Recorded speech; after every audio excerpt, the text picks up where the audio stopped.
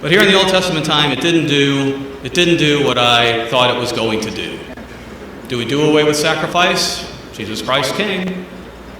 He was the ultimate sacrifice. There is no temple today that we sacrifice in, but is sacrifice still something that we should be concerned with today as our forefathers were?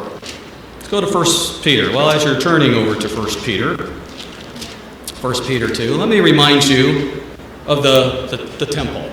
You've all seen pictures of the temple. Maybe I should have brought one and put one on the screen before me here. But you remember as the temple and the descriptions of the tabernacle and temple that God gave several times in the Bible, there would be the Holy of Holies. Remember who was able to go into the Holy of Holies where the mercy seat was, where you could approach God? That was just the high priest. Once a year he would go into that place.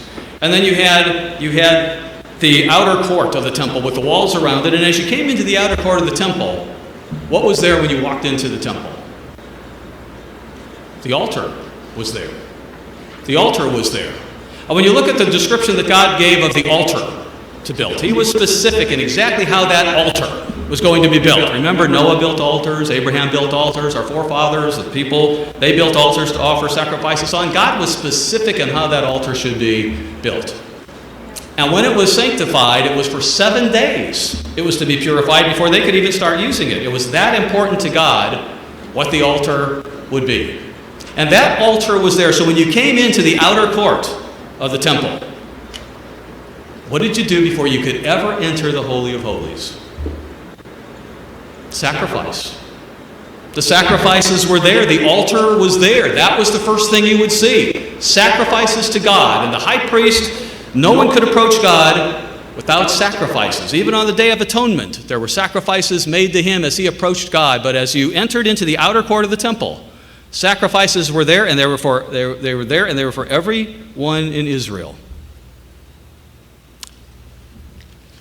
God put a lot of time, a lot of thought, if you will, into that sacrificial system. It means a lot when you look at what he was doing and what was behind it all. Did he abandon it? Well, in 1 Peter 2, we see Peter speaking of this. Let's pick it up in 1 Peter 2 and verse 1. He says, "Therefore, laying aside all malice, all deceit, hypocrisy, envy, and all evil speaking, as newborn babes, desire the pure milk of the word that you may grow thereby. If indeed you have tasted that the Lord is gracious, coming to him as to a living stone, rejected indeed by men, but chosen by God and precious. You also," speaking to you and me, and everyone that God calls, "you also as living stones are being built up a spiritual house." No longer a physical temple, now a spiritual temple. With us as a group, now an individual temple in each of us. "You also as living stones are being built up a spiritual house, a holy priesthood." Why? "To offer up spiritual sacrifices acceptable to God through Jesus Christ." Is sacrifice something that God wants us to think about today? Is sacrifice something that we should be cognizant of in our life today? Peter got it. Peter understood the correlation. He understood what God is doing and what he was doing in the physical back there in the Old Testament, he's doing spiritually now. Spiritual temples, spiritual building, spiritual sacrifices that he expects us to have. And those sacrifices are the thread that goes through our worship, our love, our trust, our dependence, our reliance, our faith. And without the attitude of sacrifice, we do not please God. Our actions do not arise as a soothing aroma to him, just like they didn't in ancient Israel. He looked at the attitudes back then because he could see right to the heart of what Cain and Abel did, and he knew which offering and sacrifice was pleasing to him. And he looks right through to us and sees what is our attitude.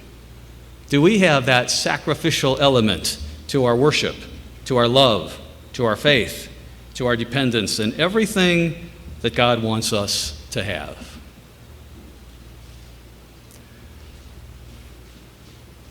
You know, as you look at sacrifices and you think about them, there's many things, that you can draw conclusions from. I've got just a couple points that I want to talk about in the rest of the sermon today.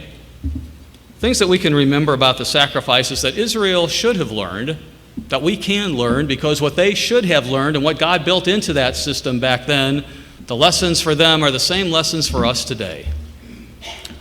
Number one, the sacrifices should have taught Israel, and they teach us, that God is first. He is first. Above all and beyond all in our lives, He is first. It's the very first commandment.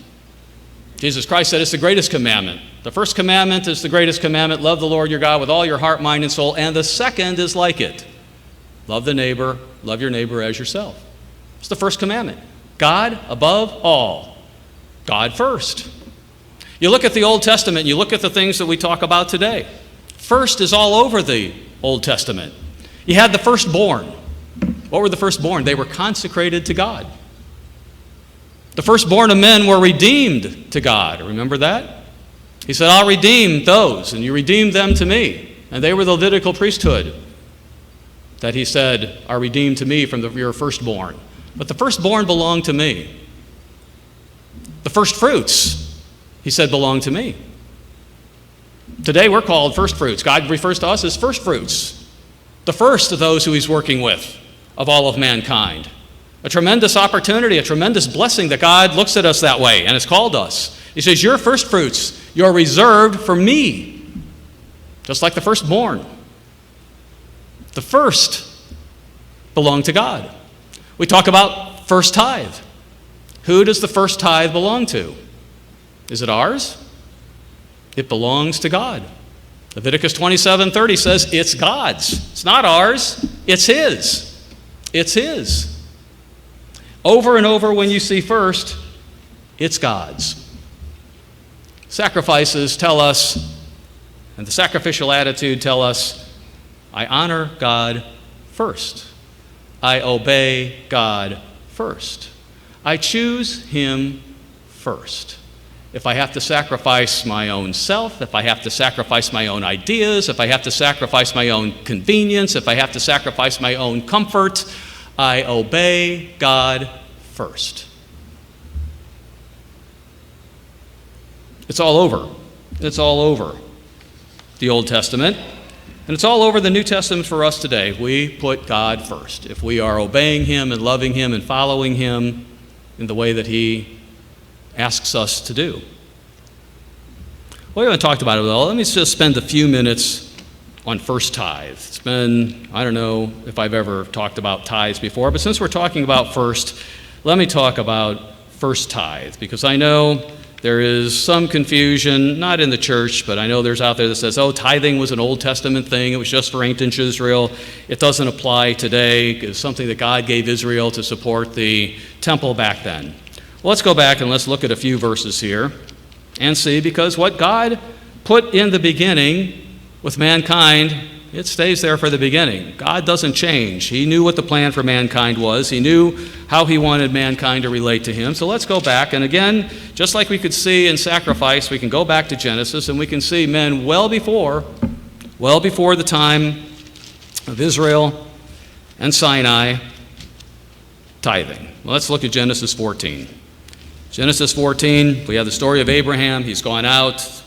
There's been kings that come and have plundered Sodom and Gomorrah before Sodom and Gomorrah was so bad that God was going to destroy it. Lot's been carried away in his positions. Abraham went out under God's direction, and He's brought all that back to him. In chapter 14 and verse 18, it says this. After Abraham comes back victorious, it says, then Melchizedek, we all know who Melchizedek is, right? If you don't, look at Hebrews 7. It tells you who Melchizedek is. The Melchizedek, king of Salem, brought out bread and wine. He was the priest of God Most High. And he blessed Abraham and said, blessed be Abram of God Most High, possessor of heaven and earth. And blessed be God Most High, who has delivered your enemies into your hand. It's God who did it, Abraham. You went out there and you did the work and you landed them. It was God who gave it to you. And what did Abraham do? He gave God a tenth of all. He gave God a tithe of all. Now, Melchizedek didn't take him aside, and we don't read this like, okay, here's what you do. Here's what you do. Abraham knew. God's given this to me. I'm going to honor him first. You know, Proverbs 3:9 says, honor God with your possessions. Honor him with your possessions. Our money, our wealth, our income, it comes from God. Honor him first. Abraham did it well before Sinai, well before that's all recorded for us in in Leviticus, Numbers, and Deuteronomy. In Genesis 28, we have his grandson Jacob. He's had a dream of a ladder going up to heaven. He sees God, he recognizes God, he chooses God, that he will follow him. And in chapter 28 of Genesis, and verse 20, it says, Jacob made a vow to God, saying, if God will be with me and keep me in this way that I'm going, and give me bread to eat and clothing to put on, so that I come back to my father's house in peace, then he shall be my God. And this stone which I have set as a pillar shall be God's house. And of all that you give me, I will surely give a tenth to you. You've blessed me, I give it back to you. I recognize you as the provider of everything I have. It's an act of sacrifice. You come before God, you recognize who he is, you recognize that he is our provider, that everything we have and every will have comes from him. Now, after Israel came out of Egypt and God had to re-educate them in how to honor him, how to live life, and give them the way of life that would lead to their blessings and happiness and prosperity and everything else, he instructed them in all those ways too. God was a very important part. And he told them, these are all the things you need to do, and this is how you do it. And he told them, what's it going to do? You're going to do it. This is going to be for the administration of the tabernacle, the temple, and all those things. It's my work. It's what I'm interested in. This is what's going to happen during that time. I mentioned Leviticus 27, verse 30. That it specifically says that is God's. Let's go to Malachi 3. To highlight that it is God's and that we do have a responsibility to honor God with our possessions. And when we do it, there's a blessing in it. In Malachi 3, God asks Israel a question. Will a man rob God? Will a man rob God? Well, Israel's like, what? How do we rob you? Yet you've robbed me. And you say, in what way have we robbed you, God? And he answers, in tithes and offerings. They belong to me. You've forgotten me. You've forgotten to sacrifice to me. You know, when you look at the Old Testament, when you look at what God expected of Israel, it was a pretty expensive religion, if you will. There was first tithe, there was second tithe, there was third tithe. There were offerings, burnt offerings, voluntary offerings, thank offerings, peace offerings. All those things had to do with animals that they were being sacrificed and giving to God. On holy days, they were told, don't come before God empty. Bring an offering to me.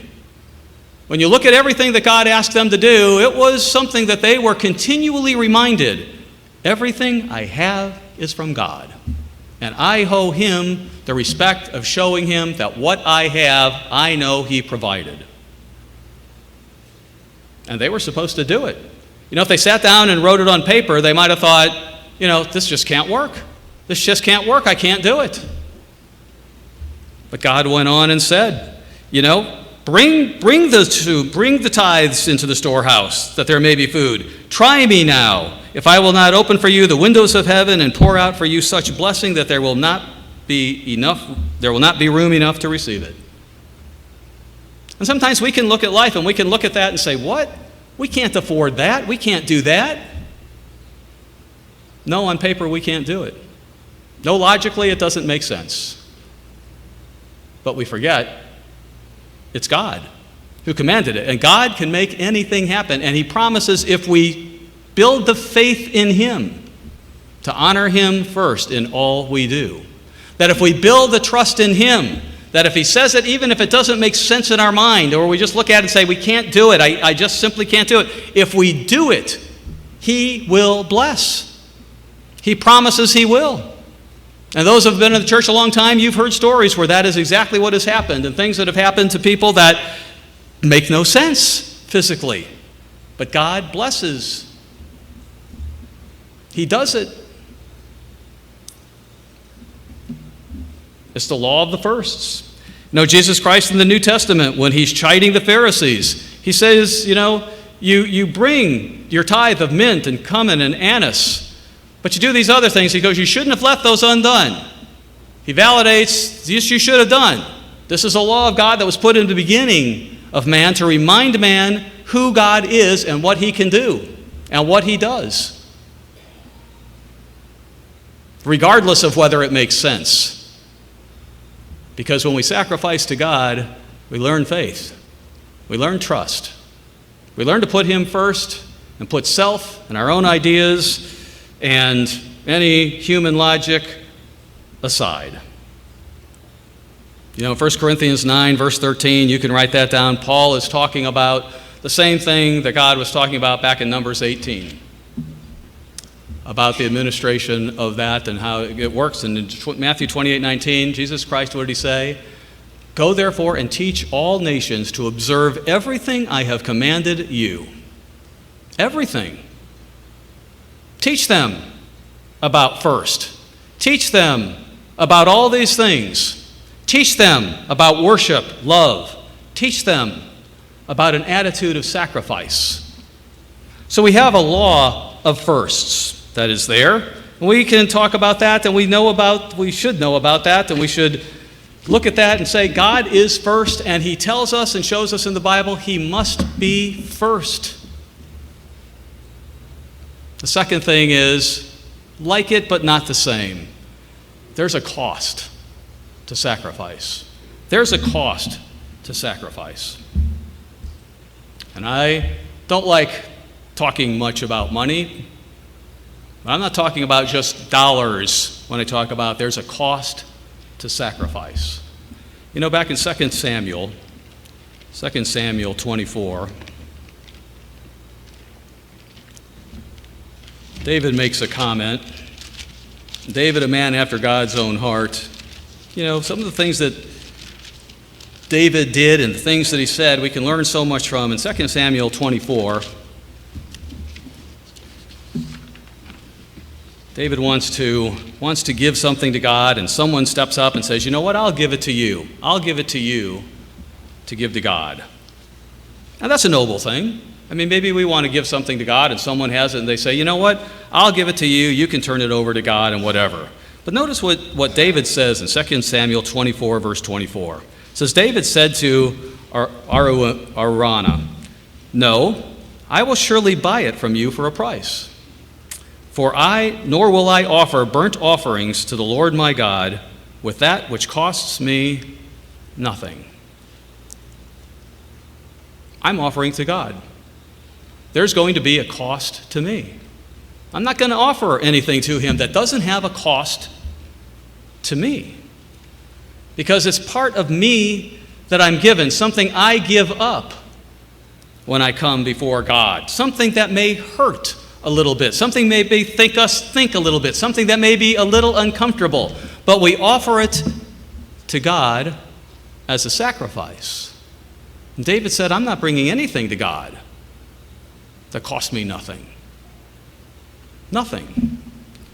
Over in Luke 21,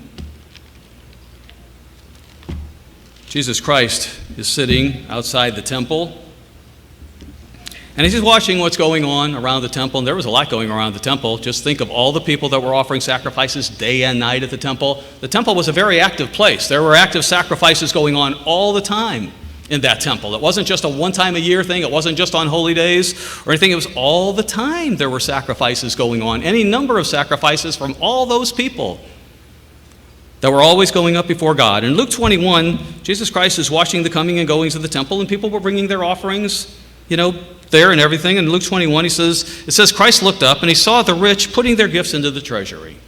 Here they were giving an offering, and, they were kind of dropping some in. That was good. That was what they should do. He says nothing wrong with that. And he saw a certain poor widow putting in 2 mites. And so he said, "Truly I say to you, this poor widow has put in more than all." Maybe not in dollars and cents, but look what she did. All those others who put in their money, they put in their money, and it's a good thing they did. He never chides them. He never says a bad thing about it, but they weren't going to miss a meal when they went home. They weren't going to miss anything when they went home. They gave an offering to God. But here's this poor widow. And Christ looks at her and says, look what sacrifice she did. She gave it all. She gave all. When I'm looking at it and the sweet aroma that goes up, look where her heart was. I'll give it all to God. I'll give it all to God and trust in Him. And he goes on and says, all these out of their abundance have put in offerings for God, but she out of her poverty put in all the livelihood that she had. No, I'm by absolutely no means advocating that any of us should do that, okay? I'm saying, look what God and Jesus Christ said when He looked at what that widow did. If she sat down and she got out her checkbook or put together her budget, it'd be like, I don't even have enough to live on. How do I even give God anything? But she sacrificed. She built trust, she built faith, and she did it anyway. It might have been whatever 2 mites is, I don't even know, very small amount. But she did it anyway, even though it made no sense. Now, God isn't looking for us to do that. Like I said, He didn't chide the people, the rich who put in more than that. But He's looking at the heart. Look what she sacrificed. It hurt. It cost her something. And it cost her something in dollars and cents, but not all sacrifices cost in dollars and cents. And I certainly don't want to leave that impression on everyone or anyone. Today there are sacrifices that have a cost to us. May not be something that we can quantify and put a dollar and cent amount on it, but there are sacrifices that are alive and well and that God wants us to be thinking about when we go about our lives today. And I've got several of them listed here that we'll spend some time talking about. Well, we can think back to the time when we came into church, when we first started coming. Maybe it was when we were younger, maybe when we were adults, whatever it is. And when God opened our minds, and when we understood the truth, there were sacrifices that we had to make. It wasn't as come into the church and live your life as you always has. There were sacrifices that we had to make. One of them for almost everyone was we had to look at the law of clean and unclean meats. Remember that? All of us at some time of our lives, maybe some who have been born in the church never have, but all of us at some time in our lives, there was ham and there was bacon and there was all these things that were pork or lobster or whatever, your unclean food was. That was part of our life. And when we saw what God commanded in the laws that He had put in place there, the law of the clean and unclean meats that we see even before Sinai, that we saw Noah, paying attention to way back, even before the flood, that was something we had to sacrifice, wasn't it? And if we love God, and if we wanted to walk with Him, it's like, what? I may really like that ham. I really like lobster, but you know what? I'm going to have to give it up. I'm going to have to sacrifice that for God. I love Him more than I love that.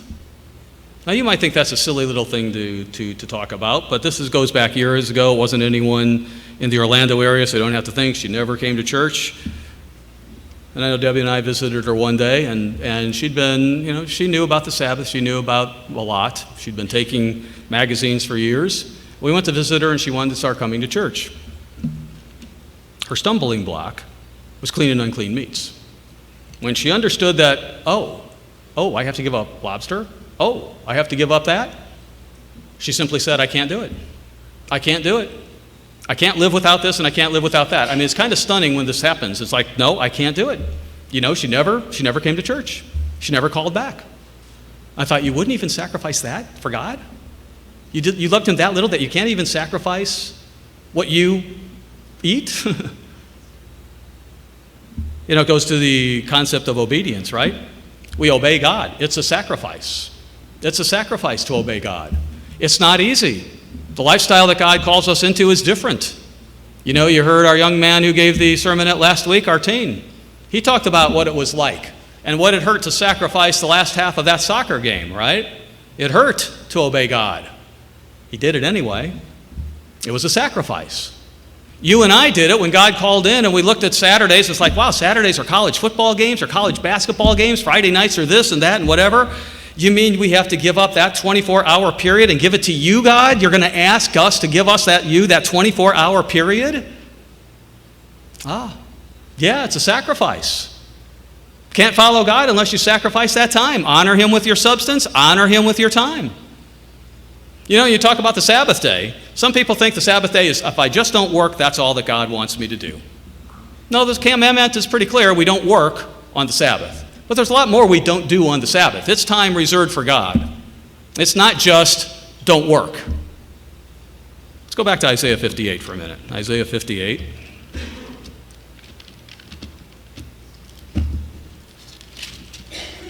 As you read through the Bible, Sabbath is certainly a time for rest, resting from our labors, resting from the work that we do each week. But in Isaiah 58 and verse 13, he says this about the Sabbath day. If you turn away your foot from the Sabbath, turn away your foot, the thing that you want to do. If you turn away your foot from the Sabbath, from doing your pleasure on my holy day, and call the Sabbath a delight, the holy day of the Lord honorable. And if you will honor him, not doing your own ways, nor finding your own pleasure, nor speaking your own words, then you will delight yourself in the Lord, and I will cause you to ride on the high hills of the earth, and feed you with the heritage of Jacob your father. Now, you don't read the word work anywhere in that time. God says on the Sabbath day, don't look to your pleasure. That day's not for you. The other 6 days are for you. The other 6 days are to work. The other 6 days are for your pleasure. The other 6 days are for you to do the things. But on my Sabbath day, God says, it's my time. You offer up as a sacrifice with the right attitude toward him. I'm giving God my time. I'm giving it the way he wants. I'm not having my foot in it. It's not my will, but his will. What he wants, not what I want. I will learn the Sabbath day, and I will keep it the way he said to keep it. You know when we do it? It's a sweet-smelling aroma to God. When he sees the heart of a people and persons that keep the Sabbath day the way that he said to keep it. Not working, not finding their own pleasure, doing what he said to do, being where he said to be, following every instruction about the Sabbath that's there. It's part of obedience. It's part of obedience. It's part of our sacrifice to God. Part of how we worship him, part of how we learn to love him, part of how we learn to trust him, rely on him, depend on him, call him our God, and do what he says. Part of putting him first. And there's a cost. There's a cost. Sometimes it's more comfortable to just not be where God says to be. There's a cost to be where he said to be. Sometimes we think it's more convenient. I can do this, I can do that, and whatever, and it's just as good. Sacrifice to God. Remember, when you do these things, you're offering a sweet-smelling aroma to him. You're showing him your love. You're honoring him. You're doing what he says to do. You've got the same concept of sacrifice the Israelites should have had that we do today in a spiritual sense rather than sacrificing animals on the altar that we're supposed to remind them of their responsibilities and honor and worship of God. We sacrifice our own entertainment, don't we? We talked about that, back in Romans 1, the end of Romans 1, you know that chapter well, where God says because they were of a reprobate mind, they didn't want to retain God in their knowledge, they didn't want anything to do with him, he gave them over to a debased mind. And they did all these unseemly things in life. They became depraved, they became perverted, and he lists all those things there, and he goes, and then they not only do it, but they take pleasure in them that do them, and he goes, and such are some of you. Some of us may still look at that entertainment.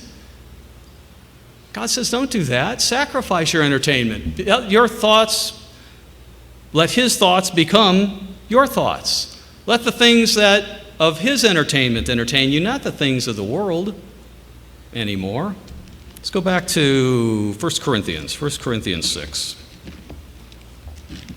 Along that same line, we look at the bodies that God gave us.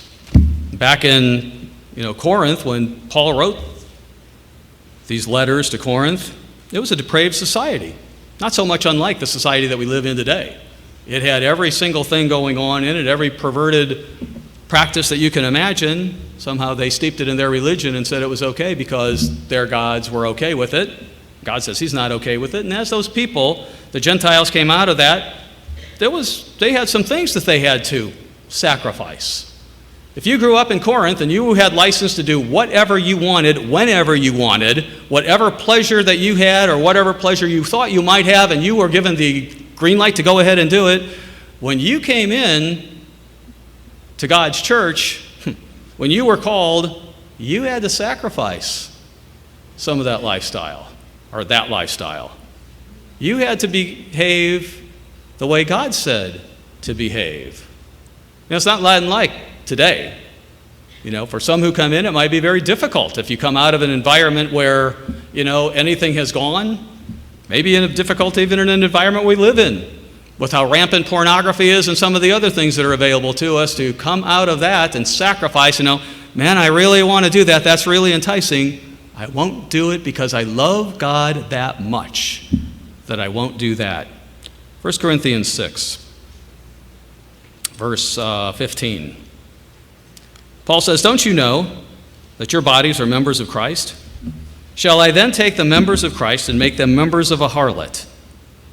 Certainly not. Or don't you know that he who is joined to a harlot is one body with her? For the two, he says, shall become one flesh. But he who is joined to the Lord is one spirit with him."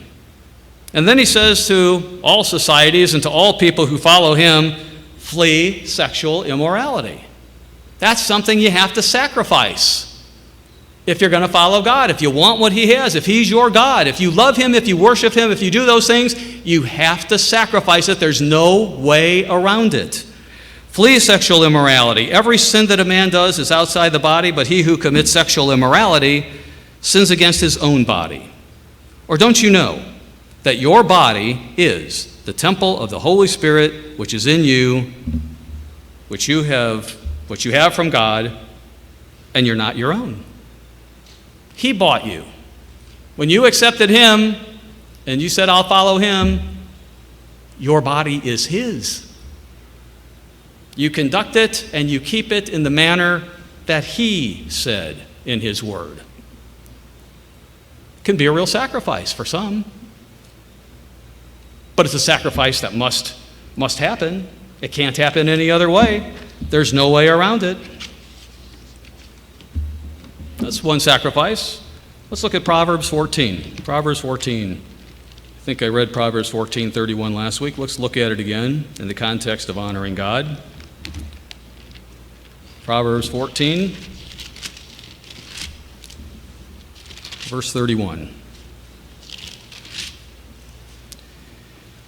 He who oppresses the poor reproaches his maker. Well, there's a number of ways that we can oppress the poor, right? We can ignore them, we can forget about them, we can see a need, we can kind of walk by it, we can kind of ignore it like the priest and the Levite did with the Good Samaritan. He who oppresses the poor reproaches his maker, but he who honors God has mercy on the needy. Oh, when we sacrifice our time, when we sacrifice our goods, when we sacrifice our attention, when we sacrifice our fellowship on the needy, we honor God. It can be a sacrifice. We may not want to do it. We do it. It's a sacrifice to God. When he sees it, and he sees it come from the heart, he sees it as a sweet smelling aroma. You can mark down Philippians 4:18. When he received gifts from the Philippians, he told them, basically, thank you for the sacrifices you made for me. God saw it, I see it, It's a sweet-smelling aroma to me what you have done.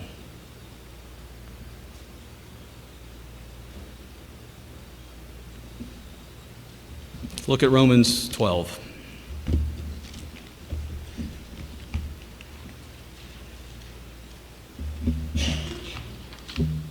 Romans 12.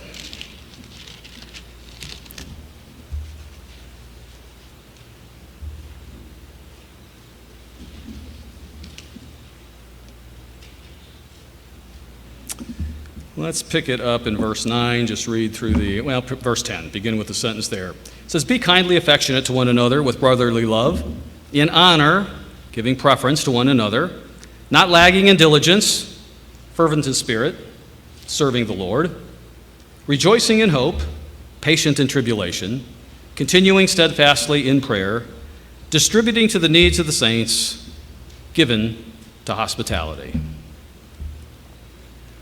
Hospitality can be a sacrifice, can't it? And we have someone over to our homes, that can be a sacrifice of time, sacrifice of what's easiest for us. See something in need, be able to give it to God, and to be able to do it for Him because it's the thing that He wants, because again, those sacrifices, one of the things they did was bring people together. One of the things He wants is His people as one. And one of the ways we do that is by being with one another and letting the love and letting those things permeate in our lives. Hebrews 13. Hebrews 13. Verse 16 says, "Don't forget to do good and to share, for with such sacrifices, God is well pleased." Are sacrifices still alive and well today? With such sacrifices, God is well pleased. I think He looks at our attitudes. I think He looks at what we do. I think He wants to see an attitude of sacrifice, not just by killing an animal and bringing it to an altar, but what our hearts lead us to do. In verse 15, it says, "Therefore by Him let us continually offer the sacrifice of praise. Praise to God, that is the fruit of our lips, giving thanks to His name." Acknowledging Him in all He does, not taking credit for things ourselves, but all He does is acknowledging Him and giving Him credit for what He does. Certainly praise, and I don't mean the empty praise that you can maybe see along street corners or some people you meet out in society, and all they say is praise be to God, praise be to God. And it's just an empty thing. It doesn't mean anything. But God says the real praise to me, some of the real praise to me that you give in secret to Him alone, or the heartfelt praise that you might give when you're describing something that happened to you that God gave you. Over in Psalm 142, even our prayers can be seen as sacrifice to God. I don't know, maybe I'm the only one in the room, but some mornings I wake up and I kind of just want to get on with what I'm doing, and I think, I don't really feel like praying today. And a lot of the time I catch myself and I think, no, I can't do that. God has to come first. And even though I don't want to do it, I will do it. And when days that I don't, nothing goes right. When days I catch myself and I go back and pray, life is much better. Prayer is a sacrifice of our time, not keeping it for ourselves. Psalm 42. Psalm 142.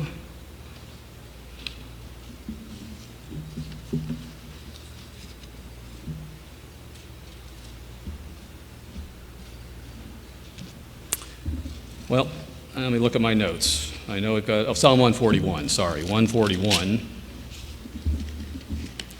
Psalm 141 and verse 2, David writing, "Let my prayer be set before you as incense." Let it come up before you, God, as a sweet-smelling aroma. "Let my prayer be set before you as incense, the lifting up of my hands as the evening sacrifice.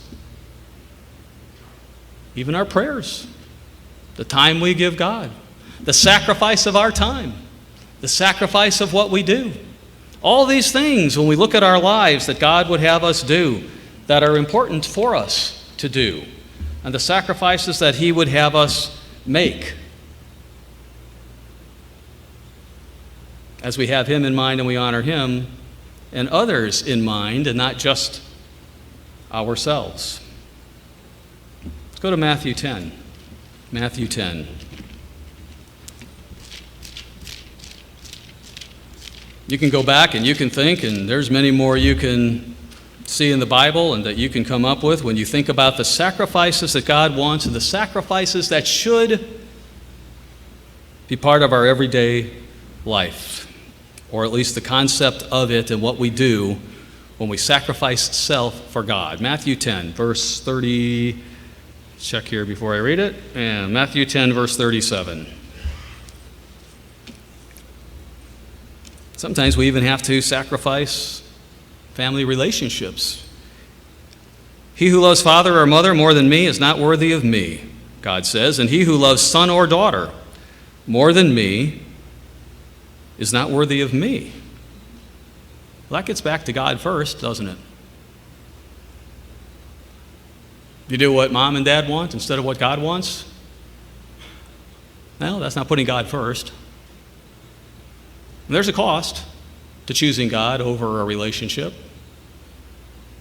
Son or daughter want you to do something, but God says do this instead. It's a cost. It hurts to do that, to make the choice.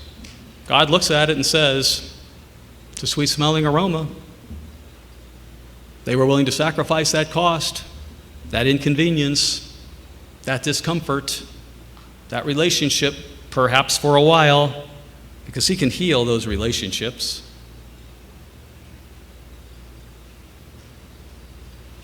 Romans 12. Oh, I didn't read the rest of Matthew 10:35. There's more than just that. We sacrifice our own ideas, as you heard in the sermonette. We sacrifice our thoughts.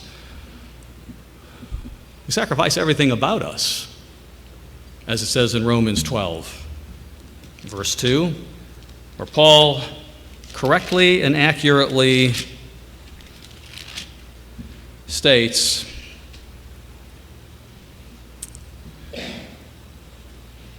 or Romans 12, verse 1, I beseech you, brethren, by the mercies of God, that you present your bodies a living sacrifice, holy, acceptable to God, which is your reasonable service.